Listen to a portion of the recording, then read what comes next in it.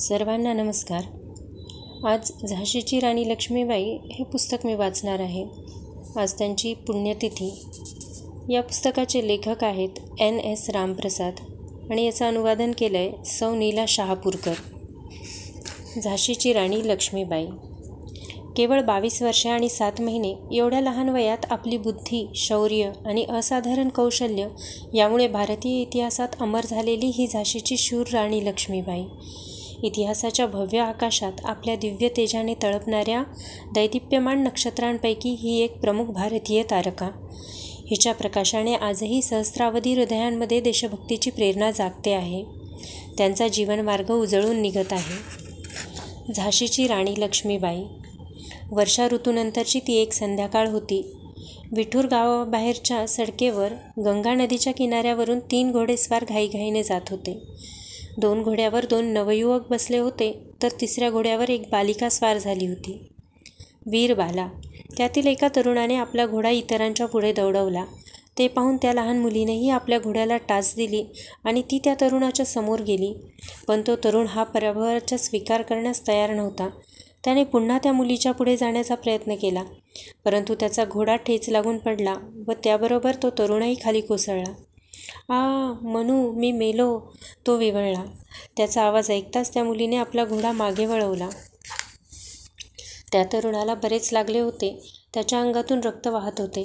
खूप प्रयत्नपूर्वक तिने त्याला उठविले आणि आपल्या घोड्यावर बसविले. त्या वेळेपर्यंत तो दुसरा घोडेस्वारही तिथे येऊन पोहोचला होता. तिघेही महालाकडे परतायला लागले. एक घोडा घोडेस्वाराशिवाय परतला तेव्हा दुसरे बाजीराव पेशवे खूप काळजीत पडले. त्यांच्याजवळ त्यावेळी मोरोपंत होते. त्यांनी पेशव्यांना खूप समजाविले, परंतु त्यांच्या मनाची बेचैनी तशीच होती. जेव्हा त्यांची मुलं परत आली तेव्हा त्यांचा जीव भांड्यात पडला. जखमी झालेला तो मुलगा म्हणजे बाजीरावांनी दत्तक घेतलेला मुलगा नानासाहेब होता आणि त्याच्याबरोबर असलेला दुसरा मुलगा त्याचाच धाकटा भाऊ रावसाहेब होता. तसेच ती मुलगी म्हणजे पेशव्यांच्या सल्लागार मंडळाचे सदस्य मोरोपंत तांबे यांची एकुलती एक कन्या मनूबाई होती. ते जेव्हा परतले तेव्हा मोरोपंतांनी विचारले, मनू, नाना गंभीर रीतीने जखमी झाले आहेत. नाही बाबा, त्यांना अगदी मामूली जखम झाली आहे. अभिमन्यू तर यापेक्षा गंभीररित्या जखमी झाला होता, तरीसुद्धा लढत होता. बेटा, तो काळच वेगळा होता, मोरोपंत म्हणाले. त्यात आता फरक कोणता आहे बाबा? आकाश तेच आहे, पृथ्वी तीच आहे, चंद्र आणि सूर्यसुद्धा तेच आहेत. परंतु मनू, देशाचे भाग्य फिरले आहे. हे ब्रिटिश युग आहे. त्यांच्यासमोर आम्ही दुर्बल आहोत. पित्याने उच्चारलेले हे शब्द काही मनूला पचले नाहीत, कारण त्यांनी स्वतः सती, सीता, मातोश्री जिजाबाई, वीरांगना ताराबाई यांच्या चरित्रांचे आदर्श तिच्यासमोर ठेवले होते. त्याच विठूर नगरात एक आणखी घटना घडली. एक दिवस नानासाहेब आणि रावसाहेब हत्तीवर बसून फेरी मारीत होते. बाजीरावांची मनूची सुद्धा तशीच इच्छा होती, परंतु त्यांची इच्छा पूर्ण होऊ शकली नाही. नानासाहेबांनी माहुताला पुढे चालण्याचा संकेत दिला. मनू निराश झाली. जेव्हा ते घरी परत आले तेव्हा मोरोपंतांनी मुलीला सांगितले, मनू, आपल्याला काळानुसार चालायला पाहिजे. हत्तीवर जायला आपण काही राजे थोडेच आहोत. आपल्या भाग्यात जे नसते त्याची आपण इच्छासुद्धा करू नये. मनूने उत्तर दिले, बाबा, माझ्या भाग्यात एकच काय, अनेक हत्ती आहेत. असेच हो मुली, मोरोपंत गदगदल्या स्वरात म्हणाले. बाबा, मी आता बंदुकीतून गोळी मारायचा सराव करीन, असे म्हणत ती निघून गेली. मनूमध्ये पुरुषाला साजेलेसे गुण आहेत हे पाहून मोरोपंत चिंतेत होते. मनूचा विवाह. दुसरा बाजीराव केवळ नावाचाच पेशवा होता. ब्रिटिश ईस्ट इंडिया कंपनी त्याला वर्षाला 8 लाख रुपये पेन्शन देत असे. याशिवाय त्यांना विठूरची जहागीरसुद्धा मिळाली होती. मोरोपंतांच्या पत्नीचे नाव भागीरथीबाई होते. ती अत्यंत सुंदर, सुसंस्कृत, विदुषी आणि धार्मिक वृत्तीची होती. मनू अशा आदर्श जोडप्याची मुलगी होती. 19 नोव्हेंबर 1835 रोजी कार्तिक द्वितीयेला जन्मलेली ही मुलगी आपल्या आईसारखी सुंदर होती. तिचे कपाळ भव्य होते, डोळे टपोरे होते, चेहरा राजबिंडा आणि तेजस्वी होता. मनू जेमतेम 4 वर्षाची होत नाही तोच तिची आई मरण पावली. मुलीच्या पालनपोषणाची सर्व जबाबदारी अर्थातच वडिलांवर आली. औपचारिक शिक्षणाबरोबर तिला स्वार होणे, बंदूक चालविणे ह्याचेही शिक्षण मिळाले. सन 1842 झाशीचे महाराज गंगाधरराव यांच्याबरोबर तिचा विवाह झाला. गरीब ब्राह्मणाची मुलगी राणी लक्ष्मीबाई झाली. तो काळ 19व्या शतकाची ती सुरुवात होती. भारतामध्ये व्यापार करायला आलेल्या इंग्रजांनी ईस्ट इंडिया कंपनीच्या नावावर अत्यंत जोमाने राजकीय सत्ता बळकवायला आरंभ केला होता. भारतीय राजे महाराजे यांच्यात तर आपापसातील भांडणांमुळे इंग्रजांच्या हातातील बाहुले होण्याची जणू काही अहममिकाच लागली होती. भारताच्या दृष्टीने घडणारी प्रत्येक दुर्दैवी गोष्ट त्या काळी ब्रिटिशांच्या साम्राज्य विस्ताराला साहाय्यभूतच होत असे. इंग्रजांशी जे काही तह झाले त्यात प्रत्येक वेळी नुकसानीचे भागीदार भारतीयच होते. सत्तेचा ऱ्हास. इंग्रजांनी शेवटच्या पेशव्यांना सत्तेवरून बाजूला केल्यानंतर त्यांना खूप गर्व झाला. त्यांनी मोगल सम्राटाची सुद्धा उपेक्षा केली. एकीकडून भारतातील स्वातंत्र्य नष्ट करण्याचे प्रयत्न चालू होते, पण त्याचवेळी दुसरीकडे गुलामगिरीतून मुक्त होण्यासाठीही प्रयत्न सुरू होते. स्वातंत्र्यप्रेम कोणत्याही प्रकारे दाबले जाऊ शकत नाही. जितके तुम्ही त्याला दाबण्याचा प्रयत्न कराल तितके ते जास्त प्रबळ बनते व उफाळून येते. एकीकडे महाराजांचे मुकुट डळमळू लागले होते. राजे कंपनी सरकारकडून लादल्या गेलेल्या अपमानास्पद अटींचा स्वीकार करीत होते आणि आपल्या साम्राज्यांचे संरक्षित संस्थान बनवित होते, तर दुसरीकडे ब्रिटिशांचे राज्य उखडून देशाचे स्वातंत्र्य आणि सन्मान यांचे रक्षण करण्याची इच्छा खोलपर्यंत रुजत चालली होती. बाहेरून सगळे शांत असल्यासारखे वाटत होते, पण सगळ्या हालचाली गुप्तपणे चालू होत्या. उद्रेकापूर्वीच्या ज्वालामुखीसारखा देश शांत दिसत होता. झाशीची कहाणी. झाशी हे एक उत्तर प्रदेशातील जिल्ह्याचे ठिकाण आहे. इंग्रज आणि झाशीचा राजा यांच्यामध्ये जो तह झाला होता त्यात 2 अटी होत्या. त्यातील पहिली अट अशी होती की जेव्हा केव्हा इंग्रजांना मदतीची आवश्यकता भासेल तेव्हा झाशीचा राजा त्यांना मदत करील. दुसरी अट अशी होती की झाशीचा राज्यकर्ता कोण होईल हे निश्चित करण्यासाठी इंग्रजांची अनुमती घ्यावी लागेल. अशा रीतीने संपूर्ण नाशाचे बीजच त्या तहात पेरले गेले होते. सन 1838 इंग्रजांनी झाशीचे राजा म्हणून गंगाधररावांची नेमणूक केली. ह्या अगोदर होऊन गेलेला राजा रघुनाथराव याच्या काळात राजकोष रिकामा झाला होता. राज्यात काही शिस्त राहिली नव्हती. जनतेला काही स्थान नव्हते. गंगाधररावांनी सूत्रे हाती घेताच राज्याला सुस्थिरता आणली. महालात आता गायी, हत्ती, घोडे बऱ्याच प्रमाणात जमा झाले. शस्त्रागारामध्ये शस्त्रे, काडतुसे, बारूद यांचा भरपूर साठा झाला. सैन्यात 5,000चे भूदल आणि 500 स्वारांचे घोडदळ होते. त्याच्याचबरोबर तोफखाना पण होता. परंतु ह्या सगळ्याबरोबरच ब्रिटिश सैन्यही हजर होते.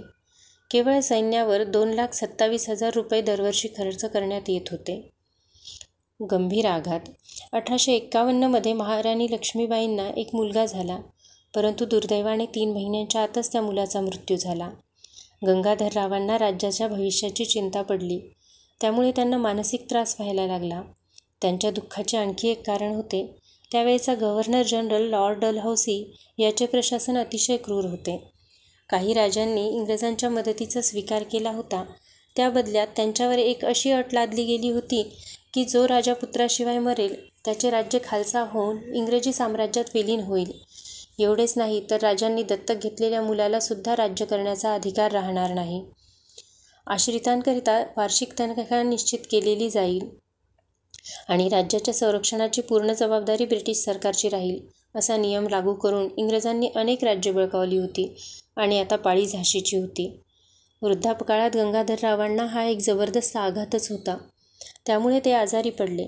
1853 साली महाराज आणि राणी यांनी एका मुलाला दत्तक घ्यायचे ठरविले.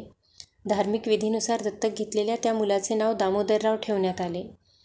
खोटी आशा. समारंभ समाप्त झाल्यानंतर गंगाधररावांनी कंपनीला एक पत्र लिहिले आणि त्या पत्रात दत्तक विधानासंबंधी सविस्तर कळविले. तसेच कंपनीला अशी विनंती केली की दत्तक घेतलेल्या मुलाला त्यांना त्यांचा उत्तराधिकारी म्हणून मान्यता देण्यात यावी आणि दामोदरराव वयात येईपर्यंत राणी लक्ष्मीबाईंना प्रतिनिधीच्या रूपात मान्यता मिळावी. गंगाधररावांनी कंपनी आणि झाशी यांच्यामध्ये कसे मैत्रीपूर्ण संबंध आहेत याची आठवण करून दिली. महाराजांनी ते पत्र मेजर एलिसकडे दिले आणि ते लॉर्ड डलहौसीला द्यावे अशी विनंती केली. महाराजांनी जेव्हा हे पत्र दिले तेव्हा त्यांच्या डोळ्यातून अश्रूंच्या नुसत्या धारा वाहू लागल्या. त्यांचा कंठ दाटून आला. पडद्यामागे उभ्या असलेल्या महाराणीचे हुंदकेसुद्धा ऐकायला येत होते. गंगाधररावांनी मेजरला सांगितले की राणी लक्ष्मीबाई एक स्त्री आहे ही गोष्ट जरी खरी असली पण तरीही तिच्यामध्ये विश्वातील श्रेष्ठ पुरुषांमध्ये असावे असे अनेक गुण आहेत. हे बोलत असतानाच त्यांचे डोळे आणखी भरून येत होते. कुठल्याही परिस्थितीत झाशी अनाथ व्हायला नको अशी विनंतीही त्यांनी एलिसला केली. काही दिवसांनंतर 21 नोव्हेंबर 1853 गंगाधररावांचे निधन झाले. अगदीच अनुभव नसलेली राणी लक्ष्मीबाई 18व्या वर्षीच विधवा झाली. एक तरुण आणि विधवा झालेली हिंदू स्त्री असल्यामुळे ती अनेक रीतिरिवाजांनी बांधली गेली. ह्याशिवाय तिच्यावर कोणतेही संरक्षण नसलेल्या राज्याची जबाबदारी होती. एकीकडे लॉर्ड डलहौसी राज्य बळकविण्याच्या तयारीत, तर दुसरीकडे लहानगा दामोदरराव. लक्ष्मीबाई अशा कठीण अवस्थेत सापडल्या होत्या. त्यांच्या दुःखाला आणि संकटांना तोड नव्हती.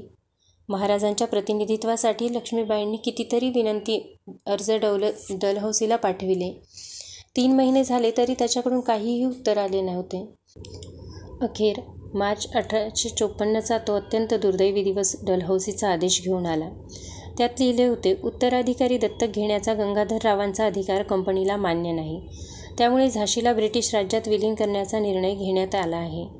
राणीने किल्ला खाली करून द्यावा आणि नगरातील महालात राहायला जावे. तिला 5,000 रुपये मासिक तनखा देण्यात येईल. सुरुवातीला तर राणीला ह्याचा विश्वासच बसला नाही.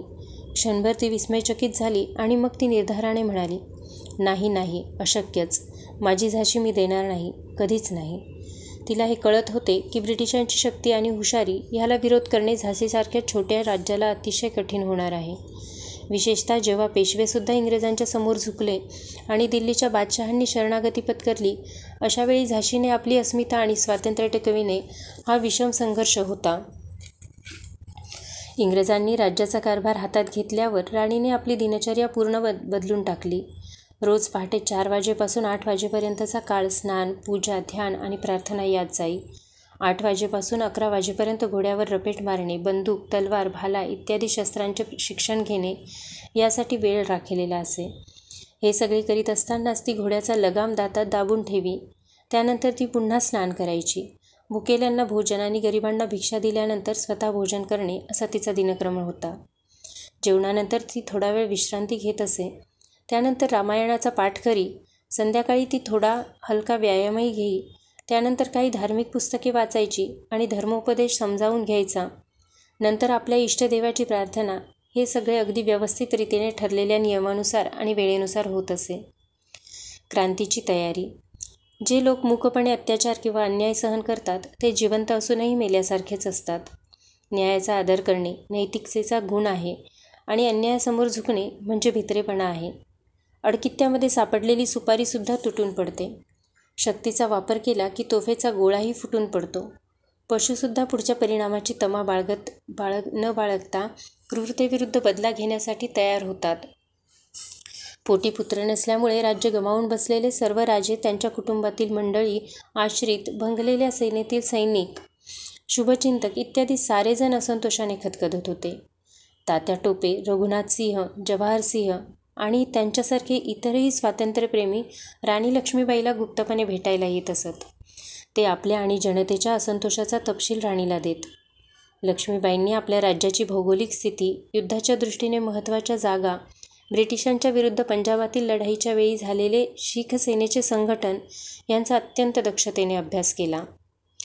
राणी जेव्हा घोड्यावर स्वार होऊन बाहेर पडायची तेव्हा पुरुषासारख्या वेश परिधान करीत असे.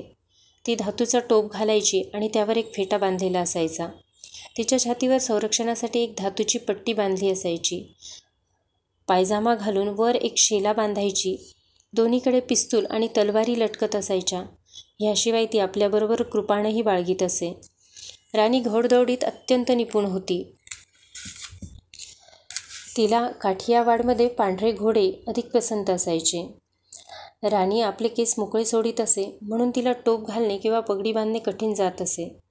महाराष्ट्रातील विधवा आपल्या केसांचे मुंडन करीत असत. राणीनेही बनारसला जाऊन आपल्या केसांचे वपन करायचे ठरविले होते. ह्याशिवाय आपल्या देशातील त्या भागात जाऊन तिकडच्या राजनैतिक स्थिती लक्षपूर्वक पाहायची असाही तिचा एक हेतू होता.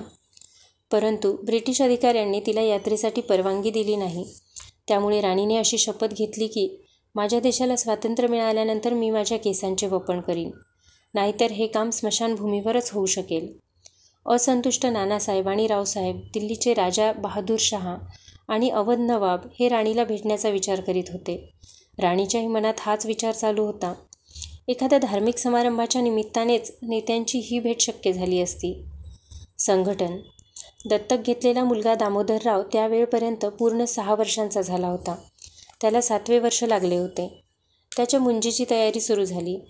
राज्यातल्या ब्रिटिश अधिकाऱ्याला एक विनंतीपत्र राणीने पाठविले. खजिन्यात दामोदररावांच्या नावाने 6 लाख रुपये जमा होते. त्यातील 1 लाख रुपये धार्मिक विधीसाठी काढण्याची परवानगी त्या पत्रात मागितली होती. ब्रिटिश अधिकाऱ्यांनी सांगितले, दामोदरराव सध्या लहान आहेत. जर 4 व्यक्ती जमीनदार म्हणून दिल्या तर रक्कम देता येईल. राणीने अपमानाचा हाही घोट पचविला आणि रक्कम मिळवली. सगळे नेते लोक धार्मिक समारंभासाठी एकत्र जमले. या संधीचा फायदा घेऊन क्रांतियुद्धाचा विचार सुरू झाला. नेत्यांची जेव्हा बैठक चालू होती तेव्हा महालात 4ही बाजूंनी महिलांचा कडक पहारा ठेवण्यात आला होता. नेत्यांना देशाच्या अन्य भागातून काही सूचना मिळाल्या होत्या. सैन्यातील हिंदू सैनिकांचा आणखी एका बाबतीत रोष होता. तो म्हणजे त्यांना कपाळावर टिळा लावण्याची परवानगी नव्हती. ह्याच प्रकारे सैन्यातील मुसलमानांचाही रोष होता. तो म्हणजे डुकरांची चरबी लावलेल्या गोळ्यांचा वार करण्याची त्यांच्यावर सक्ती होती. त्यामुळे सर्वच सैन्यात खूप असंतोष होता. उतावीळपणा नेहमी अविवेकी असतो. क्रांतीसाठी अजून सेनेची पूर्ण तयारी नव्हती. युद्धाच्या निमित्ताने लूटमार आणि दरोडेखोरी होणार नाही याची खबरदारी घेणे जरुरी होते. नाहीतर सगळ्या क्रांतिकारकांवर जनतेची सहानुभूती गमावून बसण्याची वेळ आली असती. राणीची ही नीती इतर नेत्यांनाही मान्य होती. धन्यवाद.